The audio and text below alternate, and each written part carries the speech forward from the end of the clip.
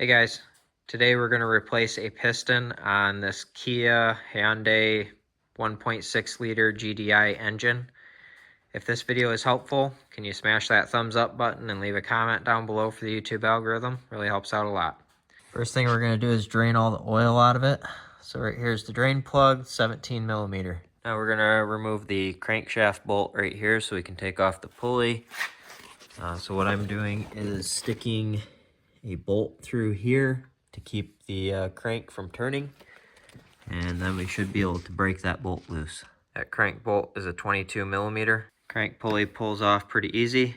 Now we're going to remove the engine mount here. It's four 14 millimeter bolts. 1, 2, 3, 4. Remove the idler pulley bolt here. That's also a 14 millimeter. Now we're going to remove the alternator. It's a 12 millimeter bolt right here and a 14 millimeter bolt right here.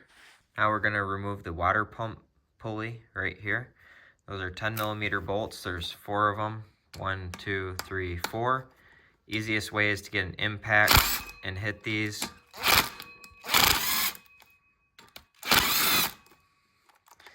If you're using a ratchet, it's going to be hard to keep it from spinning like that because it just free spins. Then you can just pop the pulley off here. Now remove your coil packs.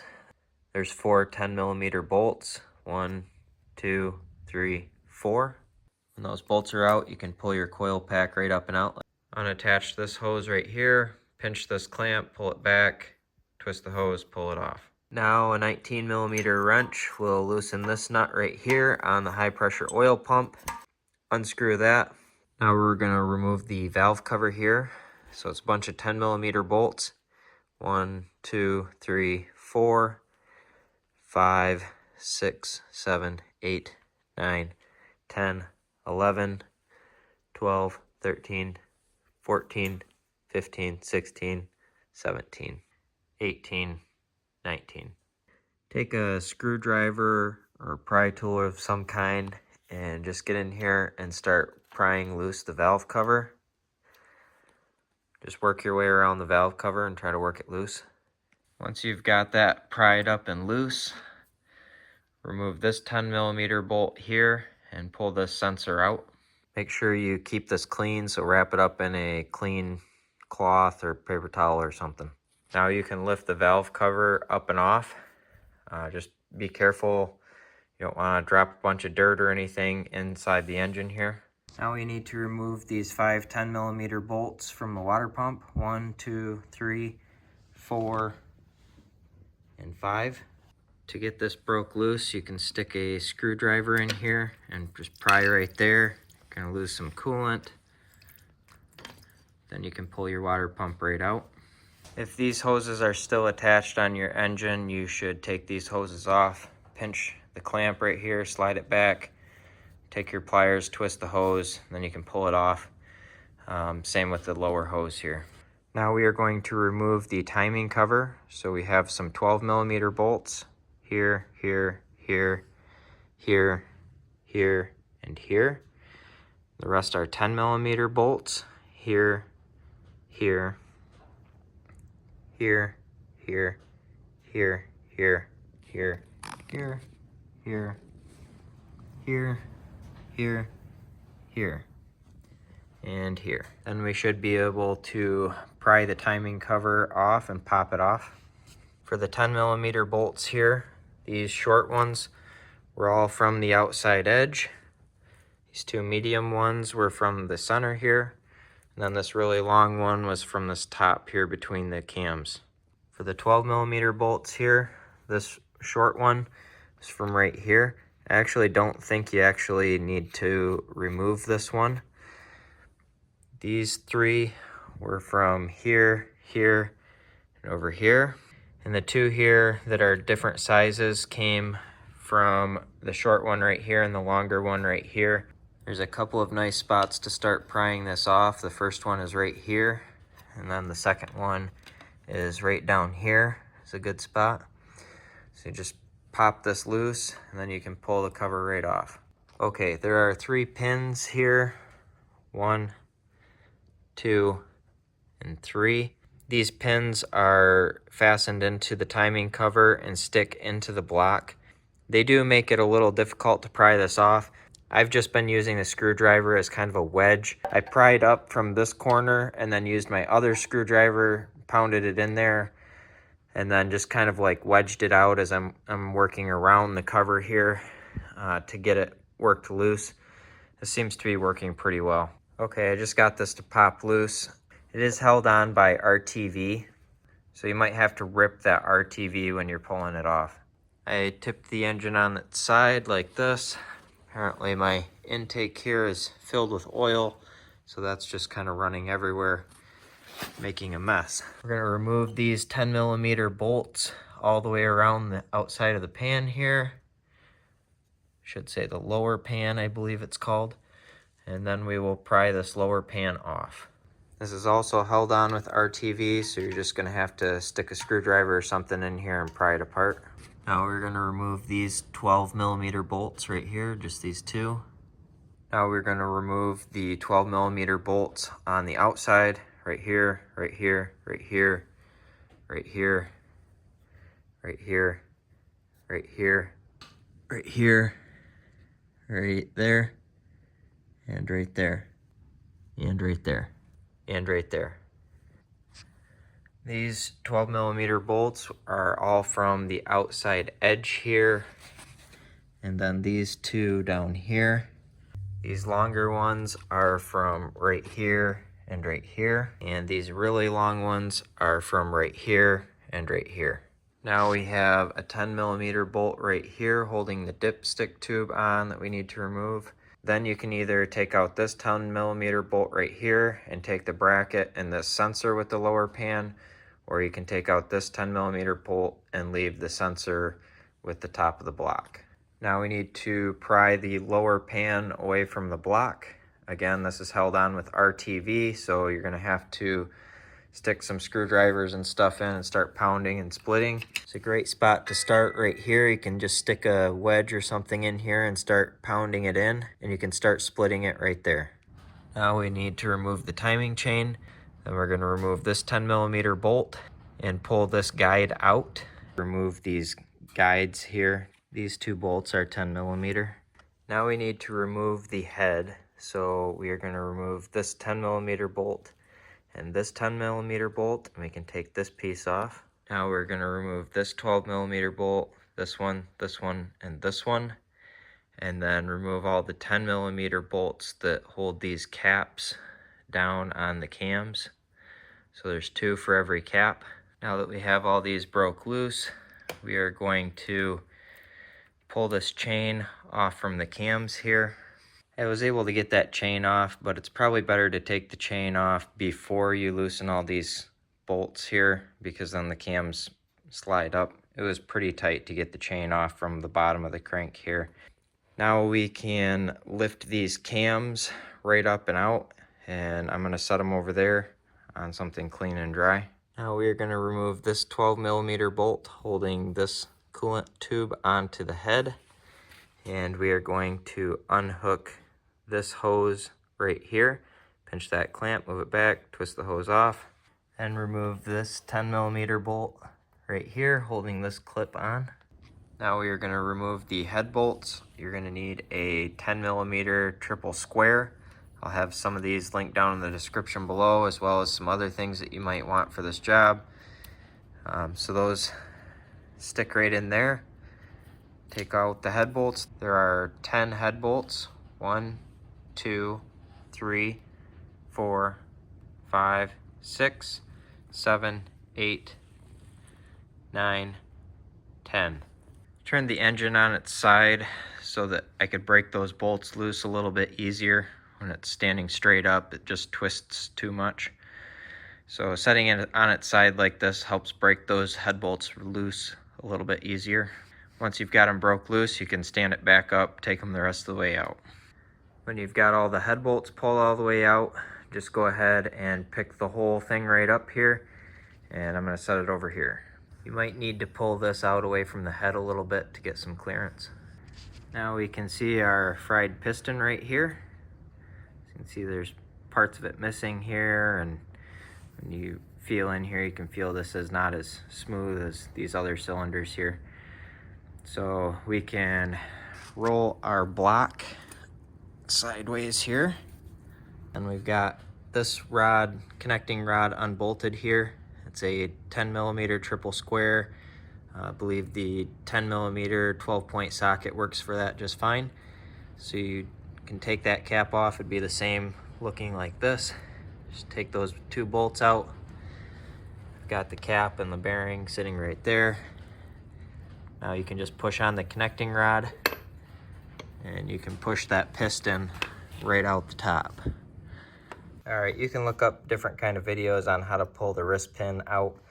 This is what I got going on here. Just got like a couple pieces of angle welded together here with a back plate, some washers. This is a 5-inch long 5/16 bolt that's a grade 8.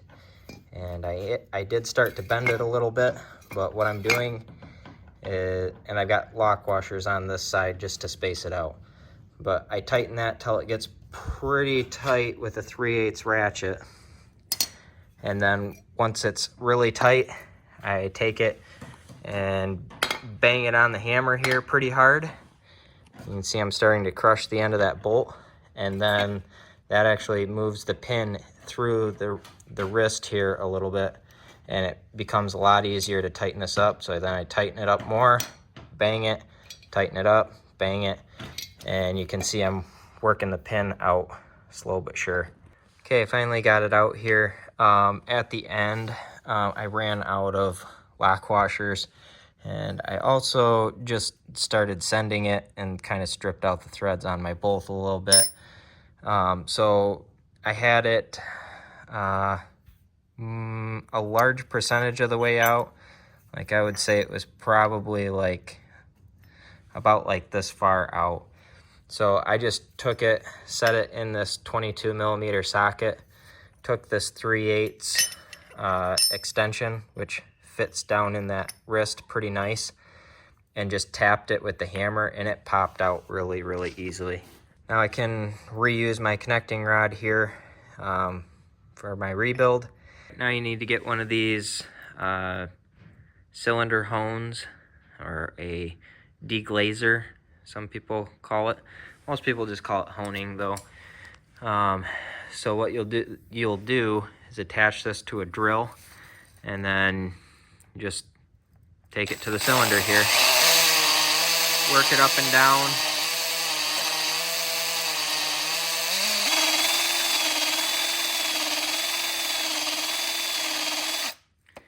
You're gonna do that till your cylinder looks nice. I'm no expert in this. I'm just kind of going off from what I've seen on YouTube. So maybe you find some better information out there. I will have one of these linked down in the description below, where you can get it on Amazon, or you can actually rent these at like some auto parts stores, which is kind of wild. But this is what you got to do next. Clean the cylinder up. Spray some carb or brake cleaner in there, whatever you want, to clean all that dust out from when you honed your cylinder. Getting ready to put the connecting rod back in here. We're going to have to heat this connecting rod where the wrist pin goes through nice and hot, so that it's large enough to push the pin through there. So I got the pin all staged here so that we can quickly push it in, because when this connecting rod when you push this wrist pin through here, it's going to start cooling off the connecting rod and shrink it. And you want to make sure you push it through there quickly, all the way through, so that when it shrinks the connecting rod onto that wrist pin, it's not like partially in there or anything like that. You want to make sure you have it right there in the center and set really nicely. The other thing to look for is that this piston is not symmetrical, right? So you want to look at your old pistons here and see how it's set up. See how you've got the two valve cutouts there on the bottom, and then you've got this bigger spot here in the top, in the center. You want to make sure that you set up your piston the same way, so that when you're putting your rod in there, back in there, it's going the same way. So I just looked at the bottom here. You see that little mark right there. All the rest of them are pointing that way. So I set that up on the connecting rod, how it connects together, and oriented it correctly so that when I put it back in there, the piston is oriented correctly to go back into the block correctly. I just got a set of vice grips here that I'm holding the connecting rod with, so it's gonna get hot, obviously. I'm just heating this up with a propane torch. A MAP gas torch would probably work better, but this works just fine. I'm gonna heat this up till it gets really nice and hot. Okay, I've been heating this up for a couple minutes now, and I think I'm gonna give it a shot. Hear people say that they stick these in the freezer. Saw a guy on YouTube, he just did it without, he said just room temperature has always worked for him, so that's what I'm gonna do. I'm not gonna take time to shut off the torch here or anything, I'm just gonna quick go for it. Kind of get one shot at this, so hopefully this works well. You know what I just noticed is that one side of the rod has a bevel in it and the other does not. So I am actually going to slide the pin over to this side, because that's where the bevel is, and that should help line it up and stick it through the rod quicker. Here we go.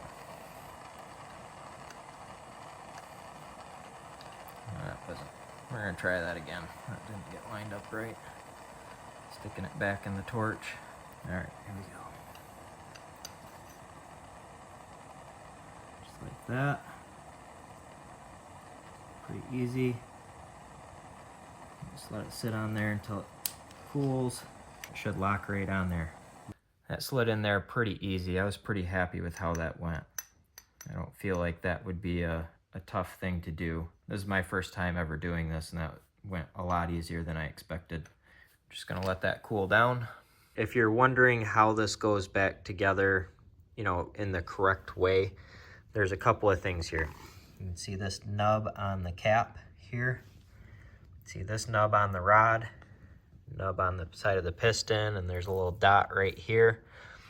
All of those need to be on the same side, and then all of these markers here need to be on the timing chain side of the engine, so they need to be pointing towards the timing chain.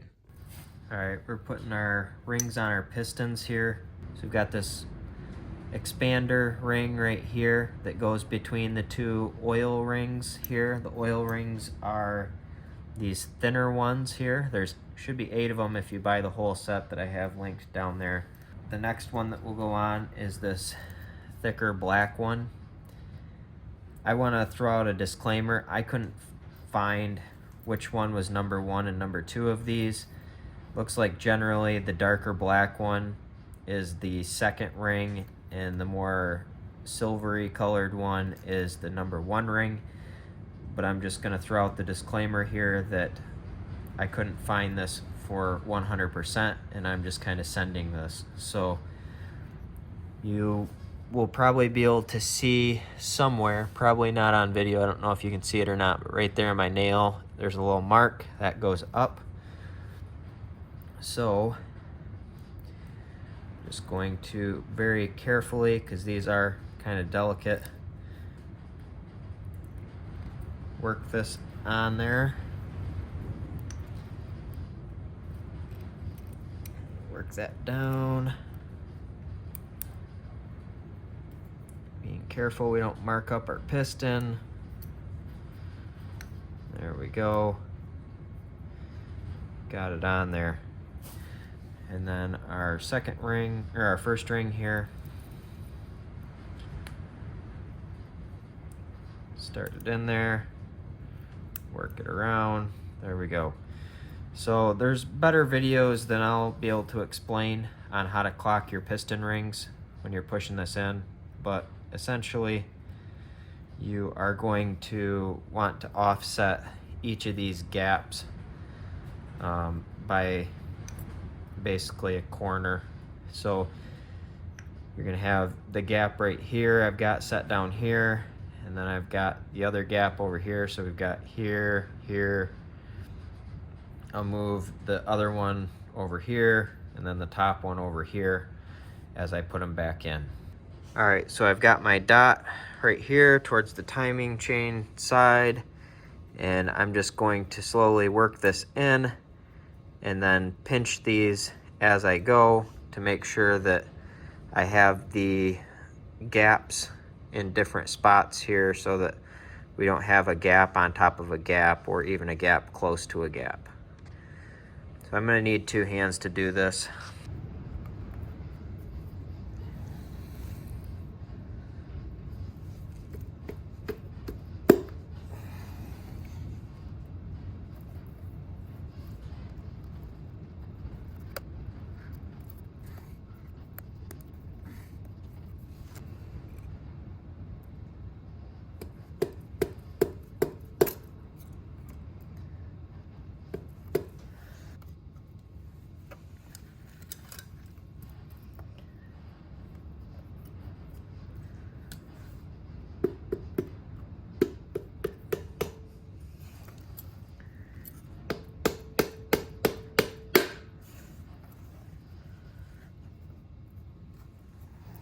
The last gap I'm going to put down here.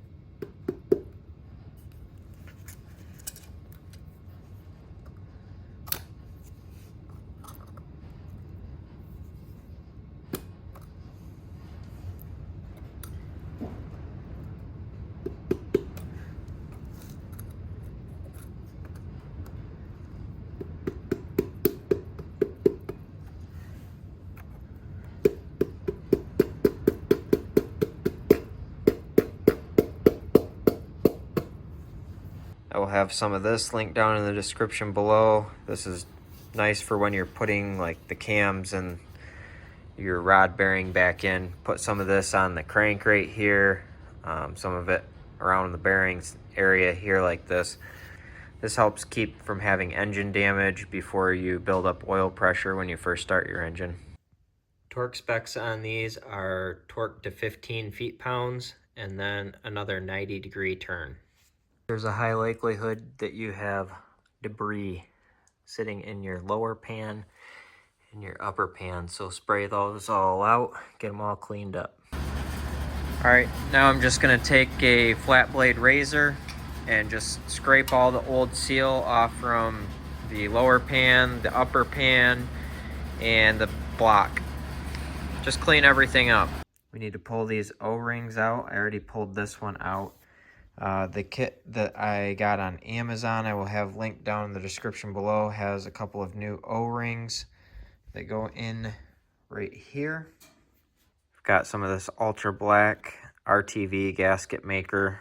This is ideal for oil resistance and stuff like that.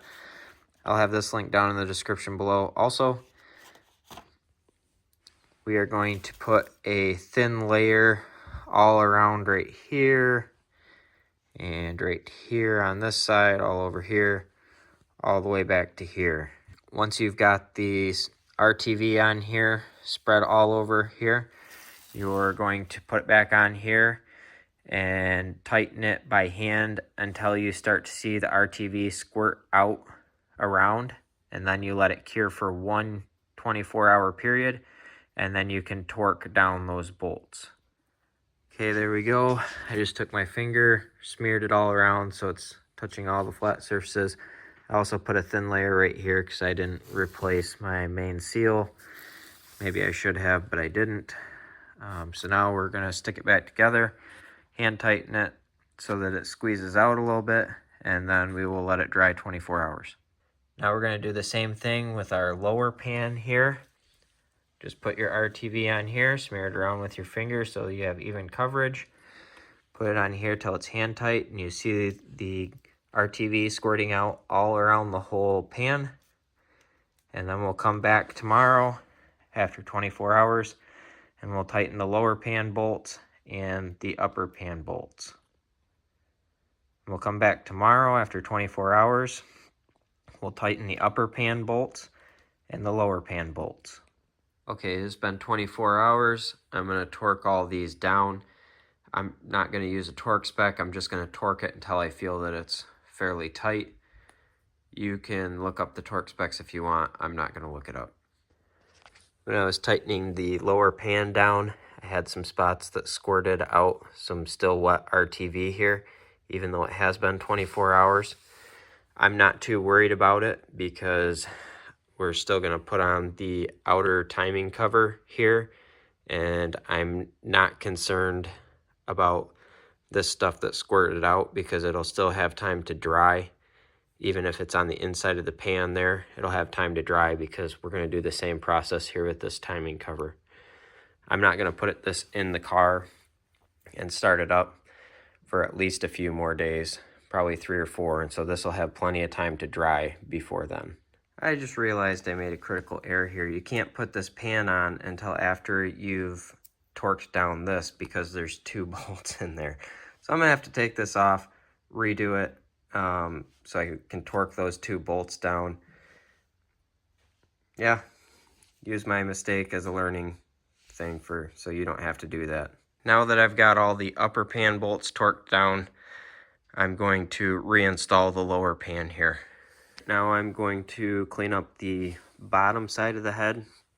So I'm going to flip this up, then I'm going to use my flat razor to clean all of the old gasket material off from the bottom side of the head here. Now we're going to use our flat razor to clean up the block here. Make sure all this old gasket material is gone. Once you've got that cleaned up, put your new head gasket on here. There's 2 pegs right here that needs to slide into. And then we're going to take our head and set it right on top of there. Now we're going to start putting the head bolts back in here. So I've got these head bolts that I got on Amazon. Again, I'll have the affiliate link down in the description below. There's 10 of them all across here. Getting these washers down here can be a little bit of a trick here. So here's a little thing I came up with. Here's a screwdriver. Let it fall right down there. And then you can just take the screwdriver and work it right to the slot. Okay, so here is our torque sequence and our torque specs. It doesn't really matter if you torque them in this manner or if you were to do it the opposite way. It's just that crosswise pattern that really matters. You know, for example, so if you went 1, 2, 3, 4, 5, 6, etc., or went 1, 2, 3, 4, 5, 6, etc., it doesn't matter. But torque everything, tighten them down to where the head bolts are touching the head, then tighten them to 22, 21.7 feet-pounds in that crosswise manner, following this torque sequence. And then you're going to tighten it another 90-degree turn. So you can put a little white line on the head bolt if you want so that you can see how far you've turned it. Go through that sequence again and then tighten it another 90 degrees through the whole sequence all the way again. You do not want to go tighten this one to 22, then tighten it 90 degrees, then tighten it another 90 degrees, then go to your next one. Absolutely don't do that. It's meant to go in order here. Do a 22 feet-pound torque through the whole sequence. Do a 90-degree turn through the whole sequence. Do another 90-degree turn all through the whole sequence. Now we're going to put our cams back in. If your shop is dirty like mine, or garage, clean all these out in case there's any dirt or grit in there. You don't want it to be trapped in there and then scratch up your bearings here. Then I'm just going to stick some of this engine assembly lube in each of these spots. I set these cams in here so the dots are close to the top. That'll just come in handy when you're doing the timing. Now I'm just going to stick a little bit more of that assembly lube on the spot where each of these straps goes. Before you throw these camshafts back in like I did, be a good idea to take your flat razor and go all the way around here and clean all of the old gasket material off the top of here. Alright guys, here is the torque specs for these bolts. The smaller 10mm headed bolts get tightened to 4.3 feet-pounds of torque.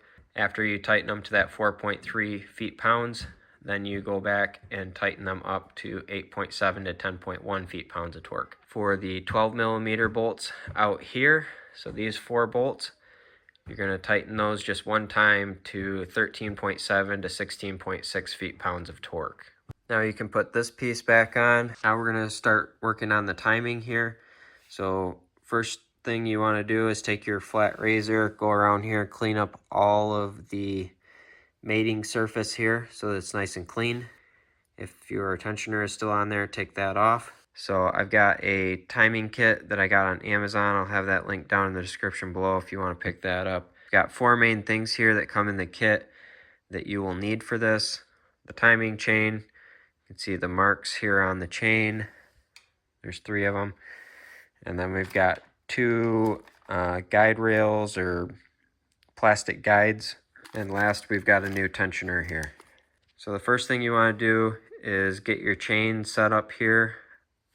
There are orange dots here on the cam phasers, so you want one of these black links to be right on that dot, and that'll be pretty tight between there. You can move your cams here by putting a wrench or channel locks on this lobe right here and this lobe right here. They're made for wrenches or pliers or whatever, and you can spin your cams that way. For the crankshaft here, you can put your crank bolt back in. That's a 22mm, and you can adjust your crankshaft so that it lines up to get that chain link on that dot right there. So there's that dot. You want it lined right up with that center of that link. So we've got those 3 all lined up. Next, we're going to put this guide in right here. There's a little part that sticks out. That's the part that you want sticking out towards the cover of the timing cover. This little hole right here is going to go into that peg right there. So this chain is a little bit tight right now, so I'm going to put the 22mm socket on there, back this up just a little bit, and then stick this in there. Now we've got that guide reinstalled, retightened the 10mm bolts there. I don't know what the torque spec is on these. Just use the German method, which is Guten tight. Now we turn the crank back here until this chain is fairly tight in here, all the way from the top cam all the way around to the bottom of the crank pulley. Then we've got this now that we need to deal with. Reinstall your new tensioner here with your 10mm bolts.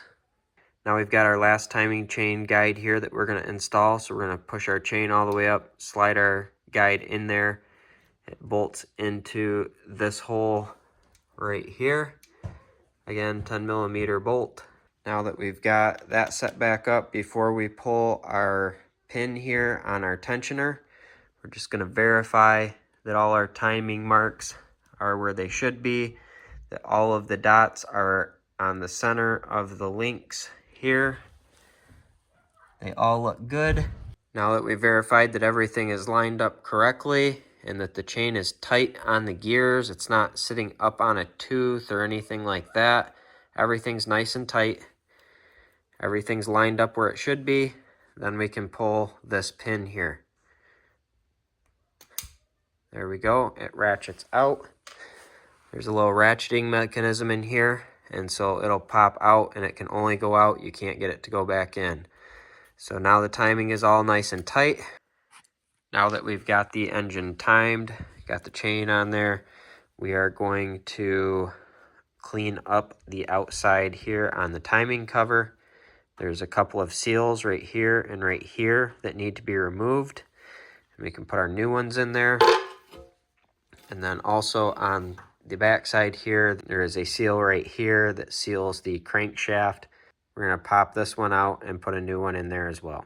Okay, I just popped the seal out of here, hitting it from the back side. So what I did is I just took this big flat-bladed screwdriver with a thick end on it, and I stuck it right down in here like that, and then just started tapping on it, and it popped it right out. When you're reinserting this, you want the spring, well, you can see the spring here, you want that to go on the inside. So you're just going to set that in there, and then slowly tap it in there. Maybe get like a block of wood or something and just kind of tap on here. Slowly get it in there until it seats all the way to the back. So I've got a 27mm socket here that fits perfectly, or pretty perfectly, right inside there. And you can start hitting that with the hammer, and then it applies the pressure from the blow all the way around the seal evenly, and it won't rip the seal. Now that we have the mating surface here all cleaned off, as well as these other few parts where silicone or RTV goes, we're gonna apply our RTV here, spread it around with our finger like we did with the upper pan and the lower pan, and we are going to stick this back on. Make sure you put your new O-rings in here. When you're putting your RTV in here, make sure you fill up these grooves right here around the water pump and these other spots here. All right, here we go. We've got stuff spread out nicely, and we have everything set here. So time to put our timing cover back on. One thing to note real quick is that you want to have your oil pump here. If you can see these little lobes right here, those slide into these slots on the side of the crankshaft. And so you need to have the little slot that's in those lobes there lined up on this line with the arrows right here and right here. That way you can slide your timing cover on. Okay, you can see the lip on the seal right here is kind of sticking. What I'm doing is just taking a screwdriver and just like very carefully poking that seal in all the way around. Just got a small screwdriver like this, flathead, and I just took it like this and just kind of like very carefully pushed it in like that. Now we're just gonna start reinserting all of our timing cover screws. Okay, we've got RTV squishing out all the way around the whole outside of the cover here. So now we're gonna pull off this old water pump gasket here. We're gonna put our new one on here. And then you can either put on your new pump, or if your old one is good, you can stick your old pump back on. I just saw this and I thought I'd point it out. I bought this on Amazon and it's made in the US. That's pretty nice. I'll have it linked down in the description below where I got this kit. All right, we've got our cover all put on here. You also need to put this motor mount back in. These 4 14mm bolts here. Those help squeeze this part of the cover. So we're gonna let this sit 24 hours and then we'll come back tomorrow and we will torque down all the screws here on this cover.